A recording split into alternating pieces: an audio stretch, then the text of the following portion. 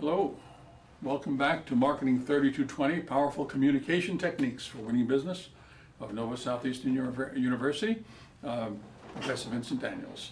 What we're going to be looking at here today is a little bit about pain. Now, pain is only found through asking questions, and we've looked a lot already at questioning techniques. I'd just like to run through this slide again. I know you've seen it before, but I just want to run through it again because it applies very, very much to pain. Looking at the highlighted or the bold sections there, when we're talking about pain, we're talking about one, what is the problem? Two, why is it a problem? Three, what is the effect of that problem?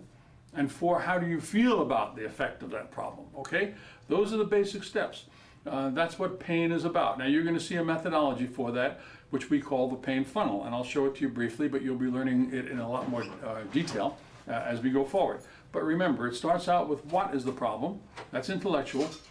Why is that a problem? Now we're getting into a little more of the emotional side, you might say. What's the effect of that problem on you? Now it's becoming emotional, right? And then how do you feel about that? How does that make you feel, so to say, okay? Now, another way we can look at it, because we can take this process and we can analyze it in many different ways psychologically. So I've only put down a couple of different ways here, or three different ways, that we can look at this process. But they're to help you to clarify, to understand more clearly how the process works. So let's look at the second highlighted area there. The people will start out speaking to you in an intellectual way. In other words, the what. What is the problem? We want to take that and we want to try to make that personal somehow, okay? We don't want it just to be intellectual because there's no feeling about that. You're not learning anything from them and they're not getting involved in their problem. So the next step is to personalize it. And we'll see how to do that in this course, especially with the pain funnel. Okay, and the third after personal is to make it emotional. Don't forget that sales are made or people buy based on emotion. Okay, they do the research, that's intellectual. But when they actually come down to buying, it's some sort of an emotion involved with that. It could just be that they like the salesperson. It could be that they trust the company. It could be that you found out what their problems are and they feel that you can solve them. Okay, but there's a certain level of emotion when people buy. Okay, and the third one there is an interesting, the third one that's highlighted. This is really the steps that are needed if you happen to be involved with selling a new product or a product to someone who's never ever heard it before or seen it before. Okay, this is a high level of selling now. These are the people who can go out and sell something that was not comprehended, and we're having so many new inventions, new concepts coming out all the time that there's going to be a requirement for people who can do this.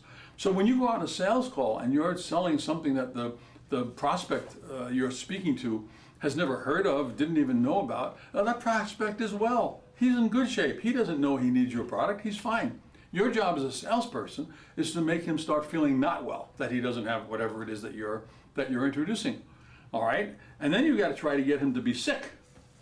All right, and next you want to get him very, very sick, even critical.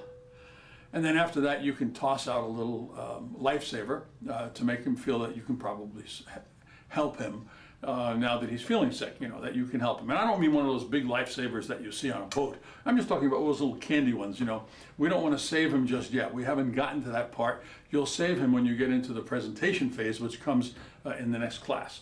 But we just want to do something positive, get the prospect feeling a little bit good.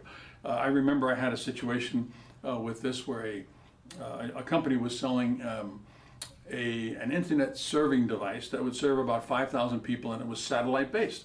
And it was primarily for regions of the world that didn't have good infrastructure, no hard lines going in, so therefore these little towns out in the middle of nowhere could make connections through satellite. And in most of these areas, these countries, the communications area was controlled by the government, so you were usually dealing with a bureaucrat. So you can imagine how difficult this was, going in, speaking to a bureaucrat who's very, very happy and content and trying to make that bureaucrat feel that this would be advantageous to him to have something like this, and maybe he could be making a lot more money and bringing in a lot more money for the government, et cetera, et cetera. So you had to make the person feel the need first, feel sick, all right?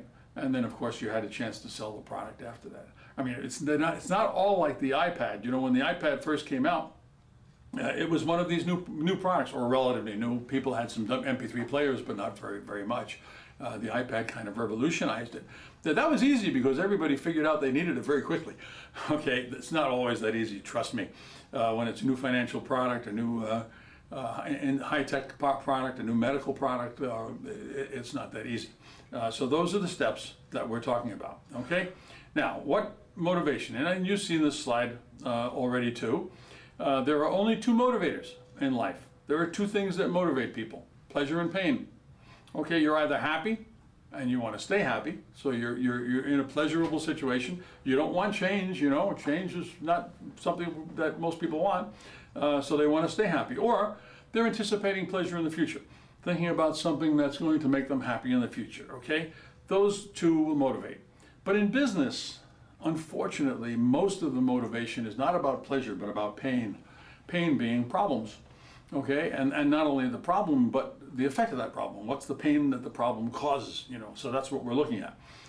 If they're in pain, if they are in pain, if they're having a problem and it's hurting them and their business, they need a remedy. And you're there, of course, hopefully, if they qualify, to supply that remedy.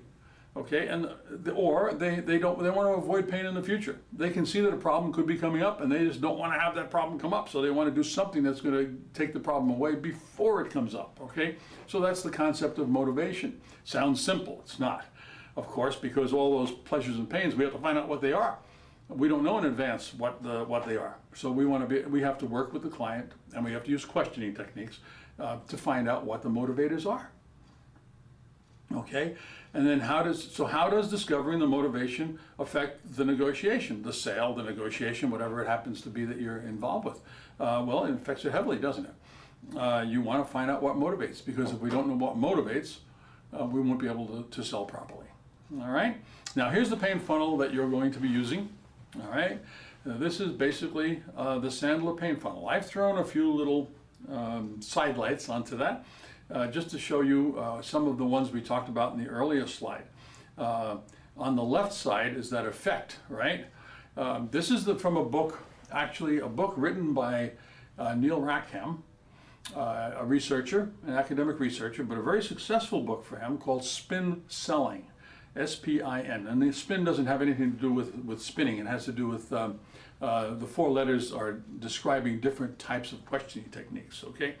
And he was trying to find out, why did 20% of the salespeople in the world get 80% of the business, while the other 80% of the salespeople only got about 20%. And what he found was that the 20% who got the most business could talk to a client about what were the effects of the problems on him, her, their company, okay? So that's where the effect comes in. And that tied in with that slide we saw earlier. I throw effect in there all the time, even though it's not actually in the Sandler funnel. I always use effect, and what's been the effect of that problem on you. Okay, on the other side, you can see that we're an intellectual, personalized, and emotional. So in intellectual is, you know, here's my problem. Personalized is that little section where it says, can you give me an example? Very often an example now becomes personal, doesn't it? Because they're talking about something that happened to them, or they're talking about specifics that are affecting them, okay? So now we're personalizing it. Personalizing it brings it from the intellectual realm, approaching now the emotional realm. And then we bring it down to emotional, which is very much, once again, the effect. How much do you think this has cost you? That's the effect. Now, cost doesn't have to mean money. The cost can be sleepless nights, you know, losing friends, whatever. There could be a lot of different emotional impacts from the problems in selling. Okay, so this is basically the pain funnel that you'll be working with. So thank you. I hope you enjoy pain as much as I have enjoyed giving pain.